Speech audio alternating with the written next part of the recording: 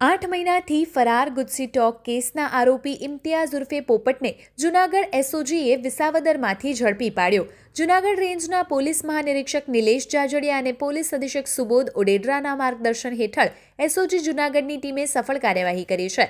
Visavadar police સ્ટેશનમાં નોંધાયેલા Gujarat control of terrorism and organised crime act GCTOC 2015ની કલમ 312, 32, 34 હેઠળના ગુના CR નંબર 11-20-30-70-21-034-8માં આરોપી ઇમ્તિયાઝ ઉર્ફે પોપટ જાવેદભાઈ બલોચ રહે વિસાવદર હનુમાનપરા શેરી નંબર 1ના જામીન રદ થતા મુખ્ય જિલ્લા ન્યાયાલય રાજકોટે વોરંટ જારી કર્યું હતું. આરોપી છેલ્લા 8 મહિનાથી નાસ્તો ફરતો હતો. એસઓજીના પોલીસ ઇન્સ્પેક્ટર RK પરમારના નેતૃત્વમાં ટેકનિકલ અને હ્યુમન સોર્સિસની મદદથી મળેલી ચોક્કસ બાતમીના આધારે વિસાવદર ખાતેથી આરોપીને હસ્તગત કરી વિસાવદર પોલીસ સ્ટેશનને સોંપવામાં આવ્યો છે.